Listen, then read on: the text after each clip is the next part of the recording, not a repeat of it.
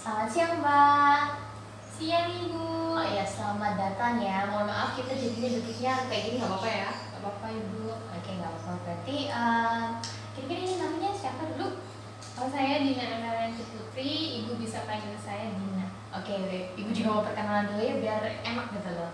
Jadi nama Ibu tuh Francisca Fabiniro, biasa dipanggil Bu Francisca atau Bu Rini sama aja.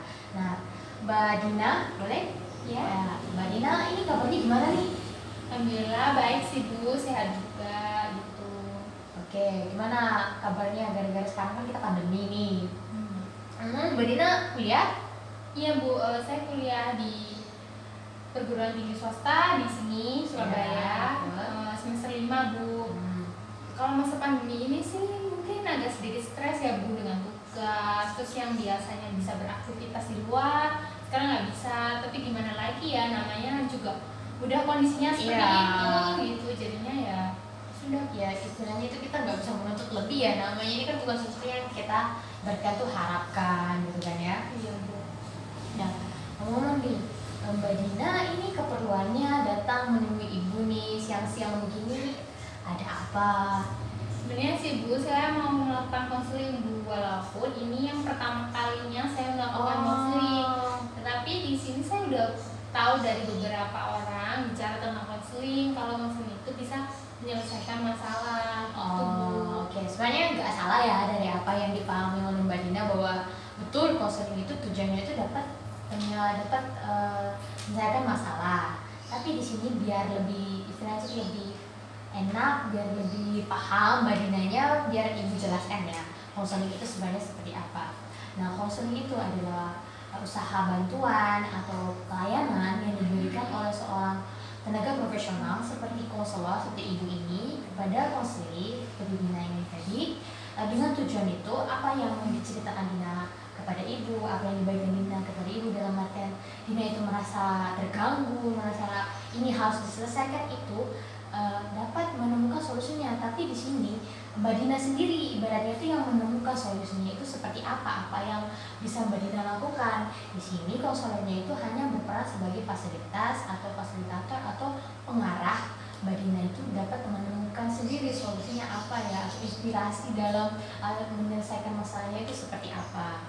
Bisa dipahami? Paham Bu. Oh, jadi di sini saya yang menyelesaikan masalah saya sendiri gitu ya, Ya, Bu. Tetapi Ibu membantu saya. Iya, betul sekali. Terus dalam konseling ini juga mungkin Mbak Dina itu merasa bahwa apa yang Mbak Dina ingin ceritakan hari ini atau Mbak Dina bagikan hari ini itu tidak ingin orang lain ibaratnya itu tahu atau menganggap bahwa itu hal yang pokoknya antara kita aja Bu, kayak gitu kan. Mbak Dina nggak perlu merasa takut atau ibaratnya itu ragu, karena dalam konseling ini sebagai tenaga profesional konselor, Ibu ini harus mengatur yang namanya asas kerahasiaan, di mana apapun yang Mbak Dina ceritakan, apapun yang Mbak Dina bagikan itu hanya cukup diketahui oleh kita berdua dalam proses terapi ini tadi.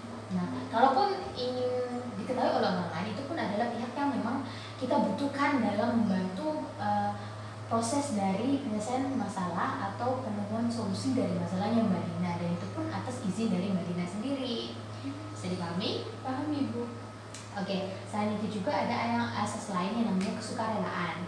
Nah, kesukarelaan ini asas yang sudah dilakukan oleh Mbak Dina ini tadi, yaitu dimana Mbak Dina itu datang dengan sukarela, dengan ibaratnya itu Ibu itu bangga banget Mbak Dina itu datang dengan sukarela, itu pengen menyelesaikan masalahnya, pengen pokoknya itu apa yang membelenggu Mbak Dina itu bisa hilang segera jauh dari Mbak Dina. Nah, itu sudah bagus banget, malah itu suatu ibaratnya itu pendorong kita untuk dapat ibaratnya itu menemui tujuan dari konseling kita. Nah, dari kesukarelaan ini pun mengikuti yang namanya asas keterbukaan, Mbak. Dimana di sini Mbak Dina kan sudah sukarela nih, dalam artian Mbak Dina mau menyelesaikan masalahnya, mau menemukan solusi masalahnya.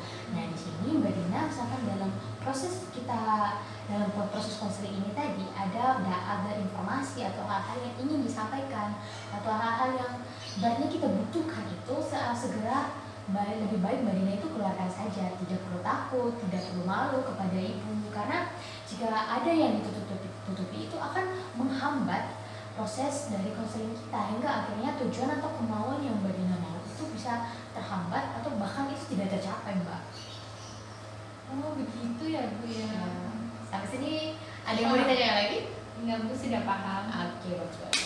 Oke, oh ya, ini juga Mbak, curhat dengan konseling itu berbeda ya. Mungkin Mbaknya mikir kadang, soalnya ada beberapa konseling yang datang itu merasa bilang kalau konseling itu sama dengan curhat ya Bu, padahal itu beda, malah beda banget malah, karena curhat itu bisa dilakukan oleh siapa saja, sedangkan konseling itu hanya bisa dilakukan oleh tenaga profesional seperti konselor. Karena dalam konseling itu tidak seperti curhat yang dimana itu kita yang penting cerita aja, yang penting keluar aja, nangis aja. Itu berbeda dengan konseling. Dengan konseling itu ada tahap-tahapnya, ada aturannya, asas-asasnya, dan tujuannya itu adalah penyelesaian masalah, bukan hanya kita nangis bersama atau berkeluh kesah bersama, begitu Mbak. Oh, Bisa dipahami? Bu, paham sekali Bu. Oke, nah mungkin sekarang Mbak Dina bisa ceritakan ya, atau bisa bagikan apa sih yang mau dibagikan sama Mbak Dina dalam konseling ini? Ya Bu, jadi saya ini mau cerita ya Bu ya. Saya ini bingung gitu Bu. Banyak yang bilang kalau saya ini mengalami fobia. Ya. Itu, tapi saya kan nggak tahu ya Bu ya, fobia itu seperti apa. Yang saya tahu ya saya cuma takut sama hewan kecil, itu kecoa Bu. Oh ya. Gitu. Tapi teman-teman saya tuh selalu bilang, nah itu cuma hewan kecil, masa kamu takut, kamu fobia ya fobia, kayak gitu Bu. Nah dari situ saya kan jadi searching gitu Bu, fobia. Nah, ternyata fobia itu ketakutan lebih sama sesuatu gitu kan Bu. Iya, betul. Dari situ saya juga makin, oh jadi saya ini fobia ya fobia gitu Bu. Nah dari situ akhirnya saya memutuskan yaudah ikut konseling aja gitu. Ya. Bagus loh Mbak Dina, itu ibaratnya itu tidak, ketika memiliki sesuatu ibaratnya itu berbeda dengan orang lain. Dalam artian kan di sini Mbak Dina itu merasa bahwa ketakutan berlebihan terhadap kecoa ya, betul? Ya, betul. Dan orang-orang merasa bahwa kayaknya kamu fobia deh. Dalam artian ketakutan berlebihan dengan gimana kita tuh memberi reaksi gitu loh, memberi reaksi seperti ketakutan yang ibaratnya itu meskipun kecoanya jauh kita bisa kayak gemetar, nangis. Apakah itu juga dirasakan sama Mbak Dina? Iya Bu. Oke. Berarti tapi kita juga tidak bisa semudah itu mengambil kesimpulan bahwa itu adalah sebuah fobia. Mungkin untuk sekarang kita sebut saja itu sebagai kecemasan atau ketakutan yang berlebihan ya Mbak. Iya. Karena di sini kan Mbak merasa bahwa teman-teman yang lain nggak juga merasa seperti itu. Iya, nggak takut sama sekali gitu Bu. Iya. Dan Tapi kalau cuma saya aja yang takut gitu. Oh, oke. Terus Mbak Dina, ketakutan ini tadi, apakah sebelumnya Mbak Dina itu punya ibaratnya itu kejadian yang tidak mengenakan dengan kecoa ini tadi? Banyak sih Bu sebenarnya kejadiannya. Dan itu nggak sering juga sih, tapi ya banyak gitu Bu. Yang pertama juga waktu saya makan gitu tiba-tiba ada kecoa. Terus ini yang pertama kali ya Bu yang saya rasakan. Awalnya saya tuh juga nggak takut. Terus waktu itu saya sendiri makan, terus tiba-tiba ada kecoa yang nempel. Terus saya bebaskan ikan kecoa itu tiba-tiba di makanan saya Bu. Dari situ saya cuma mulai jijik gitu aja Bu. Terus kayak kaget, hanya kaget yang nggak takut-takut banget, cuma jijik dan nggak nafsu makan gitu. Terus ada kejadian lagi, saya tidur, terus tiba-tiba ada kecoa yang terbang gitu Bu ke saya. Nah di situ saya kaget dong, Terus waktu kaget kecoanya tuh ke saya terus gitu loh Bu. Nah, dari situ udah mulai takut, terus ada kejadian lagi gitu Bu, gitu terus sampai akhirnya ya saya semakin takut sama kecoa. Oke. Berarti di sini ibaratnya itu kayak belajar ya, ibarat itu kita selalu terulang-ulang kembali kejadian yang ibaratnya itu membuat Mbak itu merasa takut karena terjadi terulang-ulang, selalu terjadi. Ibaratnya itu kejadian yang gak mengenakan dengan kecoa yang tadi membuat Mbak itu ketakutannya tuh makin ibaratnya terasa makin dalam gitu ya Mbak? Iya Bu. Oke. Menurut Mbak nih ya, mengenai kejadian dengan kecoa ini tadi, apa yang membuat Mbak itu merasa ketakutan atau merasa pokoknya yang cemas yang berlebih itu tadi terhadap kecoa ini, kenapa? Ya karena kecoanya itu sepertinya itu selalu menghampiri ke saya gitu Bu. Walaupun ada satu momen itu ada ayah saya, ada kakak saya, ada adik saya, ada ibu saya, terbangnya itu ke saya gitu, sedangkan Oke, yang di oke, situ oke, yang oke. takut itu saya, seperti itu Bu. Dan di situ Ah. kan jadinya kan kayak aduh gimana sih ini kecoa kenapa ke saya Oke, gitu. oke, oke. Berarti di sini Mbak merasa bahwa si kecoa ini itu akan melakukan hal yang sama seperti apa yang ada di ingatan Mbak atau peristiwa-peristiwa sebelumnya, betul? Iya betul Bu. Memang sebelumnya itu apakah pernah ibaratnya kejadian yang sama, tetapi reaksi atau si kecoanya ini itu berbeda perlakuannya sama Mbak, dalam artian dia itu nggak lompat ke Mbak, dan dia tuh diem-diem aja. Ada sih Bu, dari di sekian banyak peristiwa aku bertemu dengan kecoa ya Bu Iya. itu ada juga yang apa namanya ya cuma lewat gitu, tapi kan saya kan kaget ya Bu ya, jadinya ya udah langsung lompat lah lari gitu Iya, Bu. ibaratnya itu terhantui sama peristiwa-peristiwa sebelumnya ya. Bisa jadi Bu seperti itu. Iya, oke, oke. Di sini ibaratnya itu kadang ya Mbak, kadang apa yang dirasakan itu seperti ketakutan Mbak tadi itu didasarkan, itu kan kembali lagi didasarkan kepada karena pernah sebelumnya itu mengalami peristiwa yang nggak mengenakan dan yang membuat Mbak itu terganggu, dan apalagi terjadi berulang-ulang, itu membuat Mbak merasa bahwa kejadian yang sama akan terjadi lagi, betul? Iya Bu. Berarti di sini itu bisa dibilang ya bahasanya tuh kayak imajinasi. Mbak berimajinasi bahwa si kecoa ketika Mbak itu bertemu lagi, saya tuh gak sengaja ketemu kecoa, itu kecoanya akan memberi ibaratnya itu melakukan hal yang sama lagi. Nah itu kan yang membuat Mbak takut, betul? Iya Bu. Oke Mbak, coba nih ya, Ibu tanyakan dulu, kira-kira tujuannya dulu nih, tujuannya Mbak dari konser ini tuh seperti apa? Iya tujuan saya ya supaya rasa ketakutan saya itu bisa hilang gitu Bu, yang nggak hilangkan juga nggak gampang gitu Iya, ya Bu. betul. Sekiranya ya agak nggak takut gitu Bu, kan juga bertemu dengan kecoa itu sering gitu Bu. Iya. Jadi kan saya juga agak terganggu aktivitasnya, terus waktu di rumah juga atau di jalan, apalagi musim hujan banyak kan gimana ya, jadinya kan saya ingin ya supaya bisa agak nggak takut Ringan gitu ya. Oke, Iya. oke, oke. Di sini kan poinnya itu adalah di pemikirannya Mbak kan. Apakah Mbak merasa bahwa sebenarnya yang membuat Mbak takut adalah ketakutan Mbak adalah kejadian yang sama, Mbak dalam artian Mbak berimajinasi, Mbak merasa bahwa si kecoa ini akan melakukan hal yang sama seperti peristiwa-peristiwa sebelumnya. Apakah Mbak menyadari itu atau mengakui itu? Tapi kan Bu, kecoanya kan juga ada yang terbang gitu Bu. Iya. Jadinya kan malah lebih banyak yang terbang gitu daripada yang diem aja. Itu gimana Bu? Oke, yang namanya hewan ya.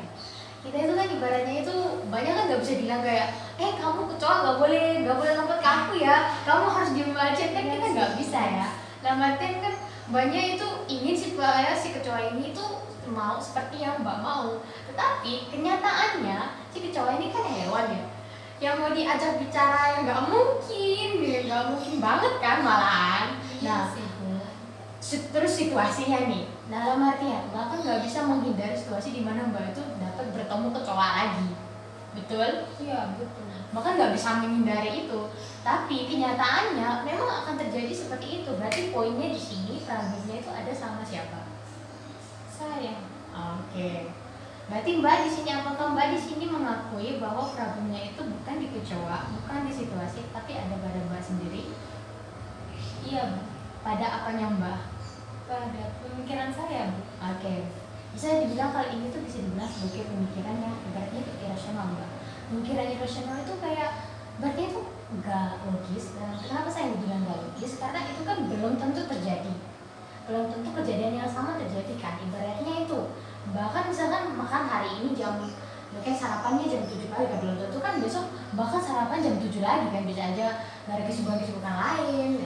Nggak logis kan? Iya. Nah, ibaratnya itu kayak makanya kejadian yang sama itu belum tentu bisa terjadi lagi terus, sesuai kenyataan aja lah Mbak, sesuai kenyataan aja.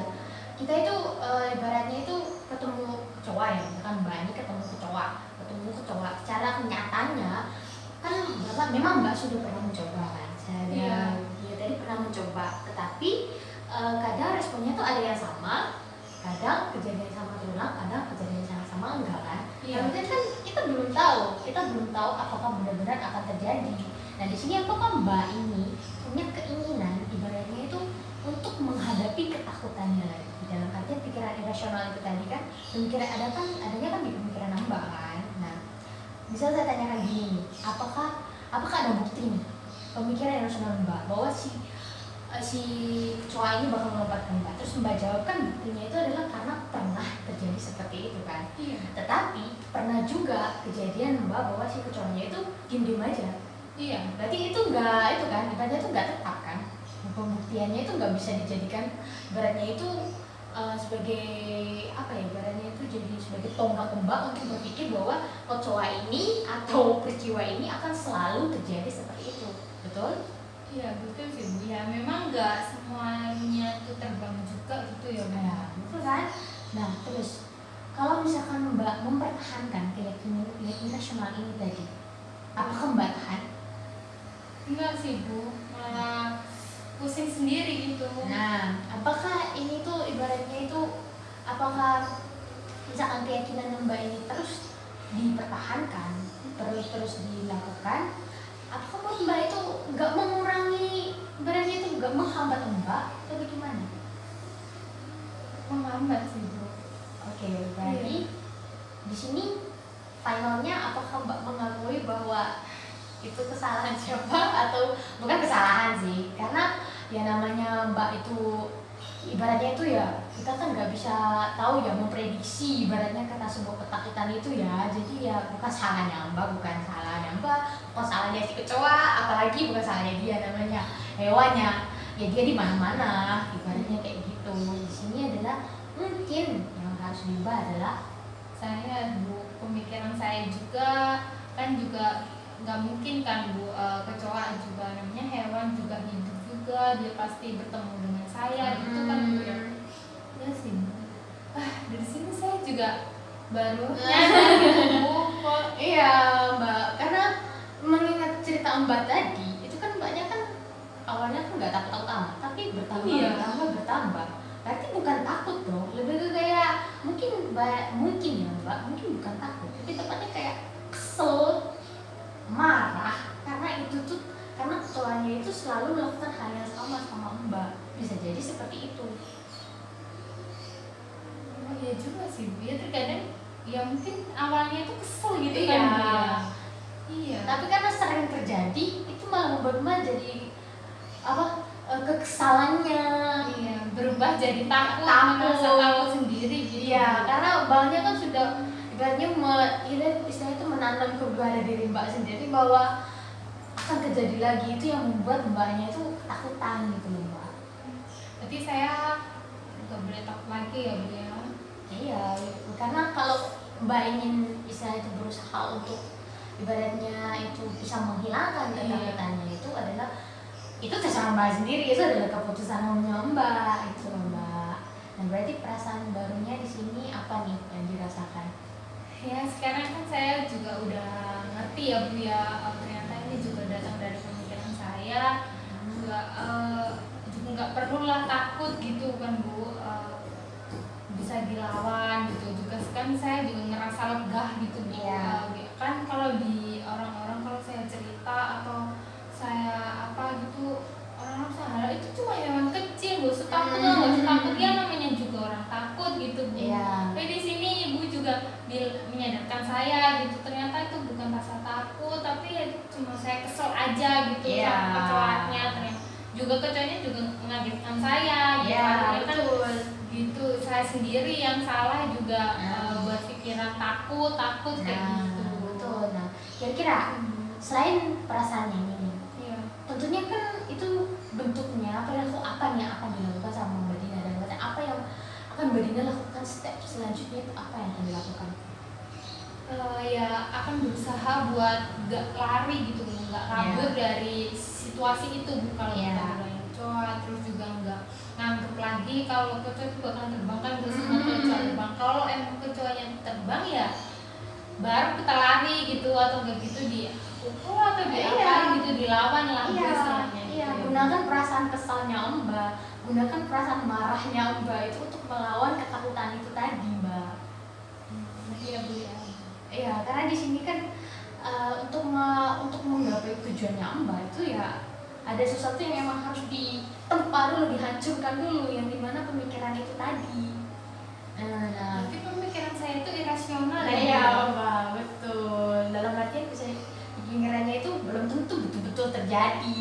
Karena ya kecoa itu kan nggak bisa disamaratakan ibaratnya kayak gitu ya Mbak.